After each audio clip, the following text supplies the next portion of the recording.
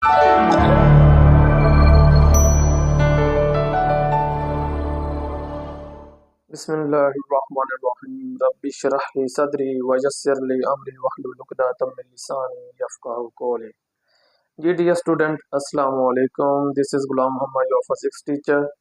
तो स्टूडेंट, हम constructed response questions कर रहे थे चैप्टर नंबर फर्स्ट के, 9th क्लास के। तो पहले हमने कुछ कंस्ट्रक्टेड रिस्पांस क्वेश्चंस हमने सॉल्व कर लिए थे और जो कुछ रह गए थे, ठीक है, तो वो इंशाल्लाह आज हम इस वीडियो के अंदर सॉल्व करेंगे। ठीक है, तो चलते हैं व्हाइट बोर्ड की तरफ और सॉल्व करते हैं हमारे कंस्ट्रक्टेड रिस्पांस क्वेश्चंस का क्वेश्चन नंबर 1.3। डियर स्टूडेंट्स, तो सबसे पहले हमारे पास जो क्वेश्चन नंबर 1.3 है, इसकी स्टेटमेंट समझना बहुत ज़रूरी है।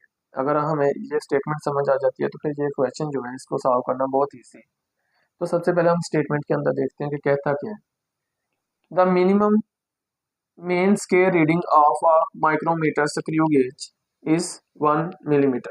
हमारे पास माइक्रोमीटर स्क्रू गेज है, ठीक है, और उसकी जो मिनिमम वो जो रीडिंग है उसकी वो कितनी है, 1 मिलीमीटर है। किसकी? मेन स्केल की, ठीक है, मेन स्केल की। तो and there 100 divisions on the circular scale. तो सर्कुलर स्केल की टोटल नंबर ऑफ डिविजन्स कितनी है? 100। बात याद रखना स्टूडेंट, मेन स्केल की सबसे जो छोटी डिवीजन है वो कितनी है? 1 मिलीमीटर है। और total number of divisions on the circular scale कितनी है? 100 है। ठीक है, तो यहाँ पे वो सारी इंशाल्लाह आपको मैं बताता हूँ। ठीक है, ये कौन सा मेन स्केल है और कौन सा सर्कुलर स्केल है। नेक्स्ट देखते हैं। व्हेन थंबल इज रोटेटेड वंस, जब हम थंबल को रोटेट करते हैं, थंबल कहाँ पे होता है? हमें पता है कि यहाँ पे जो सर्कुलर स्केल बना होता है, ठीक है, मेन स्केल से पीछे वाली साइड पे जो सर्कुलर स्केल होता है वहां पे जो थंबल होता है, ठीक है, अगर हम उसको कंप्लीट रोटेट करते हैं, ठीक है, तो क्या कहता है? 1 millimetre is it's measurement on the main scale. तो देन हमारे पास क्या होता है कि हमारे पास जो थंबल है, ठीक है, अब उसकी जो स्पिंडल है, ठीक है, तो वो स्पिंडल में 1 मिलीमीटर जो है वो आगे की तरफ मूव करता है। किसके ऊपर? मेन स्केल के ऊपर। ठीक है, आगे क्या कहते हैं? What is the least count of the instrument. तो हमारे पास जो माइक्रोमीटर स्क्रू गेज है, ठीक है, इसका लीस्ट काउंट क्या होगा जी? तो नेक्स्ट क्या कहता है? The reading for thickness of a steel rod. कोई हमारे पास स्टील रॉड लिया गया है जिसकी हम थिकनेस मेजर करने लगे हैं माइक्रोमीटर स्क्रू गेज के साथ। ठीक है, तो कहता है कि जो आपको फिगर के अंदर दिखाया गया, आपने उसकी क्या करनी है? थिकनेस फाइंड आउट करनी है। What is the thickness of the. जी स्टूडेंट्स, तो हम क्वेश्चन नंबर 1.3 का जो आंसर है उसको डिस्कस करते हैं। तो सबसे पहले हम थोड़ा सा माइक्रोमीटर स्क्रू गेज को समझ लेते हैं। ठीक है, तो यहाँ पे देखें जरा फिगर के अंदर, यहाँ पे अगर हम देखें तो ये हमारे पास क्या आ रही है, ये इसको हम बोलते हैं इंडेक्स लाइन।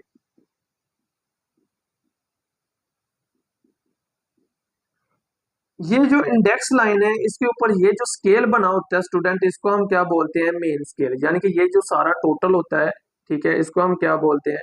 इसको हम बोलते हैं मेन स्केल। स्टूडेंट, इसी तरह से यहाँ पे ये जो स्केल है आपको दूसरी साइड पे नजर आ रहा है, इसको हम क्या बोलते हैं? सर्कुलर स्केल बोलते हैं।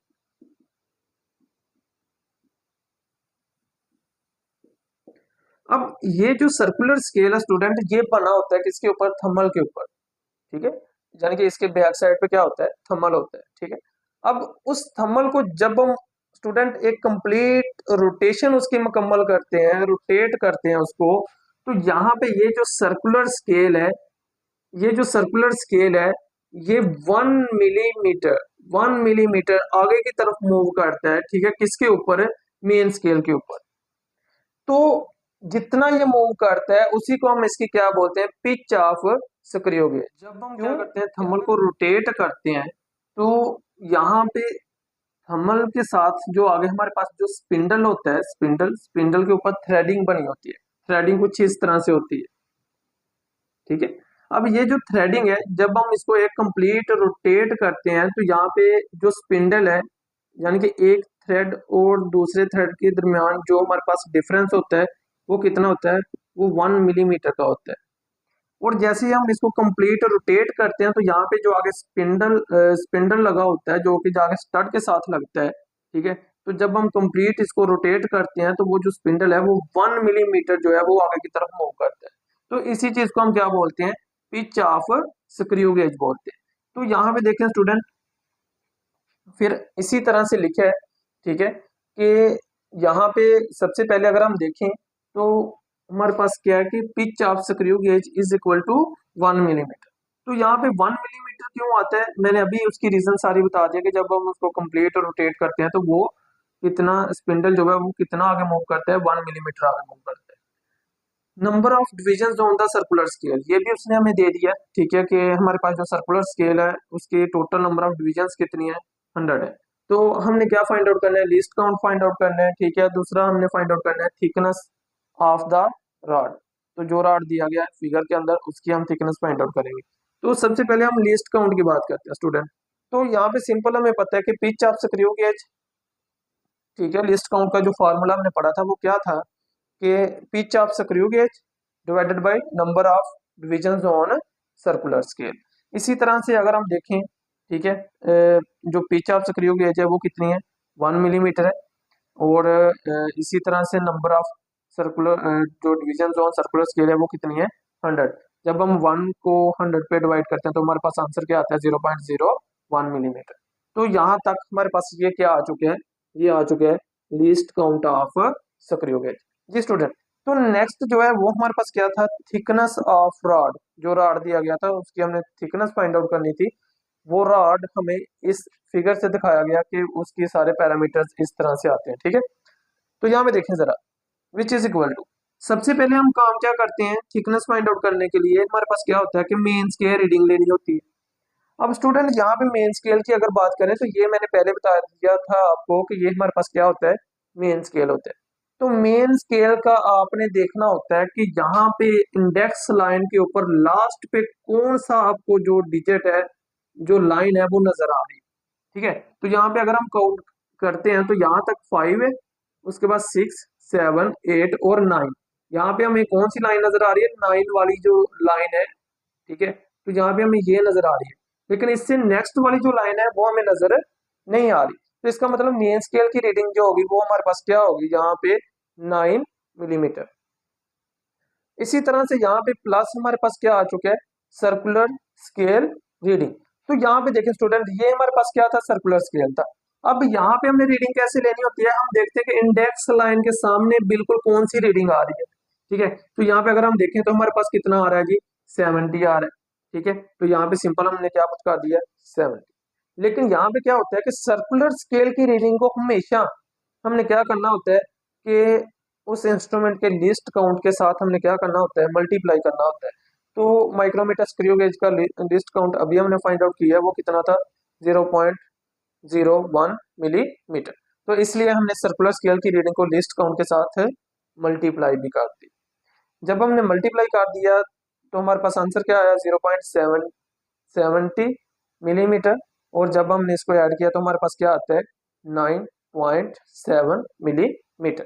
तो स्टूडेंट यहाँ पे जो 9.7 मिलीमीटर आया वही हमारे पास क्या था, थिकनेस ऑफ। तो अगर हम क्वेश्चन नंबर 4 की स्टेटमेंट देखें तो क्या कहते हैं, you are provided a metre scale, आपको एक मीटर स्केल प्रोवाइड कर दिया गया है।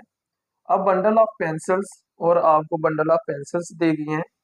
How can the diameter of a pencil be measured, उनमें से एक पेंसिल का अगर हमने डायामीटर फाइंड आउट करना है तो वो हम कैसे मेयर करेंगे, using the meter scale with the same precision as that of vernier callipers, describe briefly. जी क्या कहते हैं कि आपको जो दिया गया वो हमारे पास मीटर स्केल दिया गया, बंडल ऑफ पेंसिल्स दे दी गई है। उनमें से बंडल ऑफ पेंसिल्स में से आपने एक पेंसिल का जो है वो डायामीटर फाइंड आउट करना है। तो करना आपने ऐसे स्टूडेंट कि हमारे पास जिस तरह से हम यूज करते थे ना, यहाँ पे देखें लिखा हुआ है कि यहाँ पे देखो, यहाँ पे उसने लिखा है कि जैसे आप वर्नियर कैलिपर यूज करते हो, ठीक है, वर्नियर कैलिपर यूज करते हो तो आपके पास जो प्रिसिशन आती हैं, जिस तरह से वो मेजरमेंट आपके पास आती है, ठीक है, उसी तरह से आपके पास जी मीटर स्केल के साथ भी वैसी ही प्रिसिशन आनी चाहिए, वैसे ही एक्यूरेसी आनी चाहिए, और वैसे ही आपने उसका डायामीटर जो है वो फाइंड आउट करना है। स्टूडेंट यहाँ पे जो प्रॉब्लम है वो कौन सी है कि वर्नियर कैलिपर की बात हो रही है। तो वर्नियर कैलिपर के दो जाब्स होते रहे, ठीक है, तो हम क्या करते थे, दोनों जाब्स को ओपन करके उसके अंदर ऐसे पेंसिल रखते हैं, ठीक है, पेंसिल रखें, उसकी रीडिंग लेते हैं, मेन स्केल और वर्नियर स्केल, ठीक है, दोनों रीडिंग से हमारे पास क्या आ जाता था, उस पेंसिल का डायामीटर आ जाता था। लेकिन कहते हैं कि यहाँ पे आपने क्या करना है, मीटर जो आपका मीटर स्केल है, ठीक है, मीटर रॉड लगा लें, मीटर रूल लगा लें, इस तरह का आपके पास जो स्केल है उसके साथ आपने इसका डायामीटर फाइंड आउट करना है, वो भी एक पेंसिल का। तो स्टूडेंट यहाँ पे आंसर देखें जरा। अब सबसे पहले यहाँ पे अगर मैं आपको बताता चलूँ, इसका एक दफा आंसर रीड करते हैं, उसके बाद हम इसको डिस्कस करते हैं। To measure the diameter of pencil with metre scale, कहता है कि अगर हमने मीटर स्केल को यूज करना है और पेंसिल का डायमीटर फाइंड आउट करना है with same precision as that of vernier calliper, और सेम प्रिसिशन जो होगी वो वर्नियर कैलिपर जैसी होनी चाहिए, वो यूज यूनिट मिलीमीटर। तो उसके लिए हम क्या करेंगे, मिलीमीटर यूज करेंगे, क्योंकि आपको पता होगा कि हमारे पास जो वर्नियर कैलिपर की जो रीडिंग आती थी वो किस में आती थी, मिलीमीटर के अंदर आती थी, क्योंकि इसका जो लिस्ट काउंट था ना ये वर्नियर कैलिपर का, वो कितना था, वो हमारे पास तकरीबन था 0.1 मिलीमीटर, ठीक है। तो इसलिए कहता है कि हम यहाँ पे जो यूनिट यूज करेंगे, क्योंकि हमें रीडिंग चाहिए वर्नियर कैलिपर की तरह की, ठीक है, तो इसलिए यहाँ पे हम यूनिट कौन से यूज करेंगे, millimetre. As both instrument can measure the width by meter rule, it will it will be total diameter of all pencils, then use formula। तो कहता है कि हम क्या कर सकते हैं, अगर हम ये वाला यूनिट सेलेक्ट करते हैं, तो देन अगर हम विड्थ फाइंड आउट करते हैं मीटर रूल के साथ और वर्नियर कैलिपर के साथ, तो हमारे पास जो आंसर है वो सेम आएगा, ठीक जी स्टूडेंट। तो अब यहाँ पे देखिए हमने क्या फाइंड आउट करना है, total width of all pencils, ठीक है, वो हमने पहले फाइंड आउट करनी है, ठीक है, टोटल विड्थ को हम डिवाइड कर देंगे नंबर ऑफ पेंसिल्स के ऊपर। तो फर्ज करें स्टूडेंट ये काम हमने कैसे करना है, फर्ज करें हमारे पास यहाँ पे ये कुछ पेंसिल्स हैं, पॉइंटर हैं, ठीक है, ये हमारे पास फर्ज करें एक बंडल है, और हमने इनमें से एक पॉइंटर का डायामीटर फाइंड आउट करना है। तो करना किसके साथ है जी, करना हमने मीटर स्केल के साथ है, ठीक है, मीटर रूल के साथ हमने यूज करना है, फाइंड आउट करना है डायामीटर। अब देखें सबसे पहले आपने क्या करना है, इन सारी जो हमारे पास पेंसिल्स है ना, हमने इनको क्या करना है, आपस में ऐसे बांध देना है, ठीक है, टाइटली इनको बांध देना है।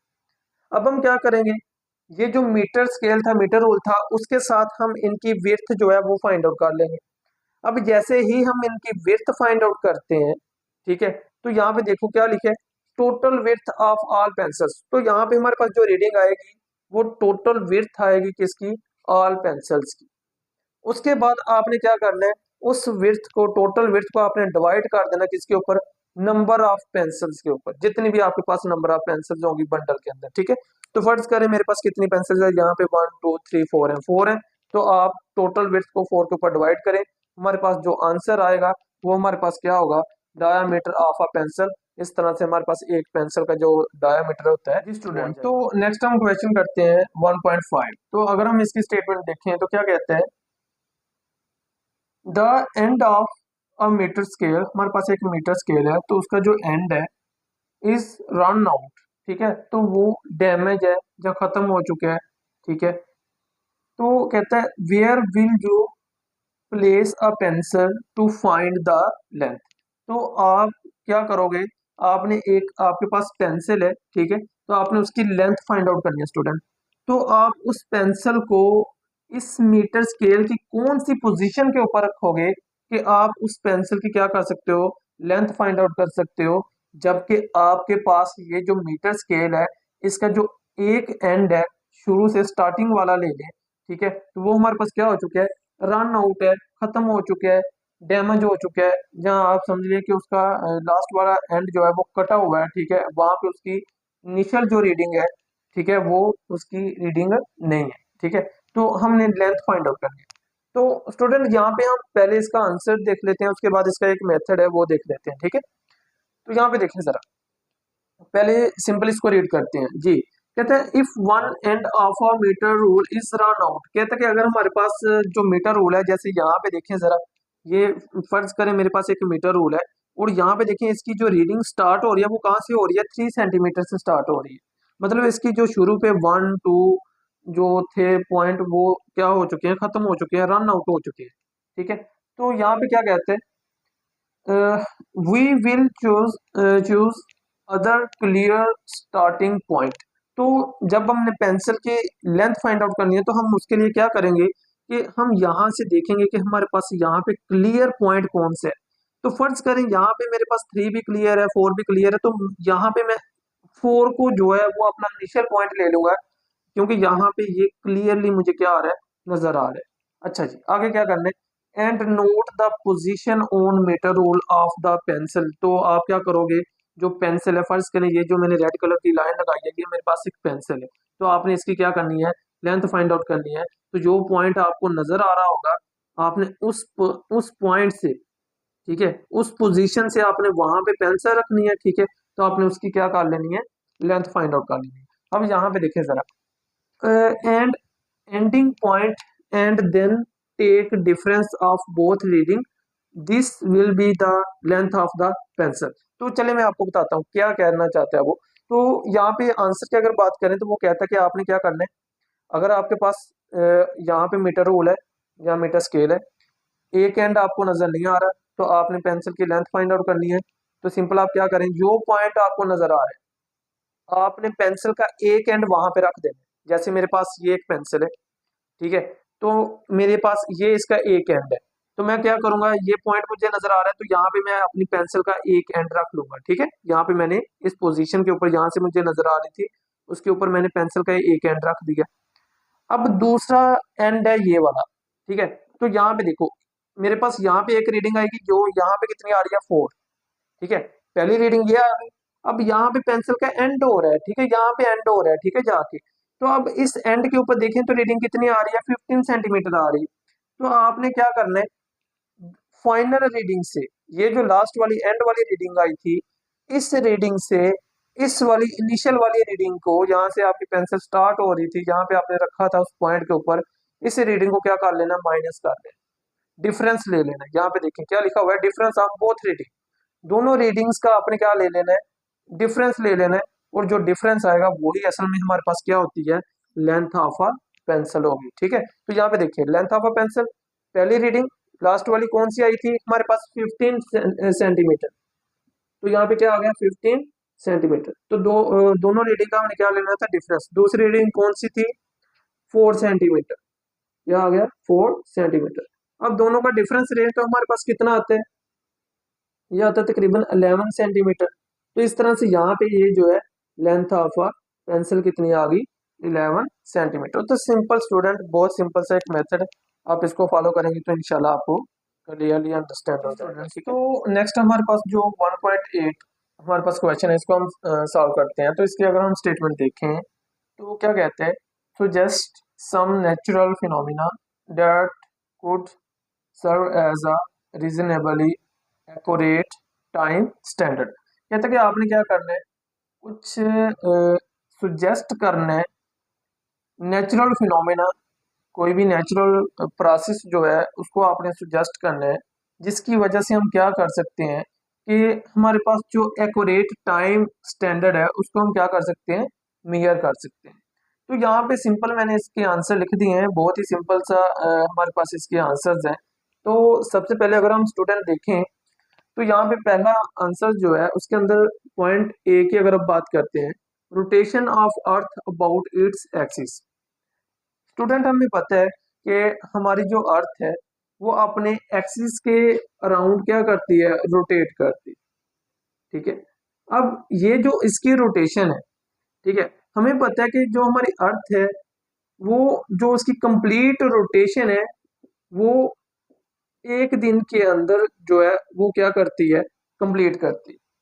तो इस तरह से देखें हमारे पास 1 डे जो है, एक दिन का जो टाइम है, ठीक है, हमें पता है कि कितने आवर्स होते हैं उसमें, 24 आवर्स होते हैं। तो इसलिए अगर हम अर्थ का देखें, अर्थ की रोटेशन से अगर हम देखें तो इससे हम सिंपली एक दिन का जो टाइम है वो इजीली क्या कर लेते हैं, कैलकुलेट कर लेते हैं। ठीक है, तो इस तरह से ये एक नेचुरल प्रोसेस है और इसके साथ हमने क्या कर लिया, टाइम को काउंट कर लिया, मेजर कर लिया। ठीक है, अच्छा जी, नेक्स्ट देखते हैं revolution of moon around the earth.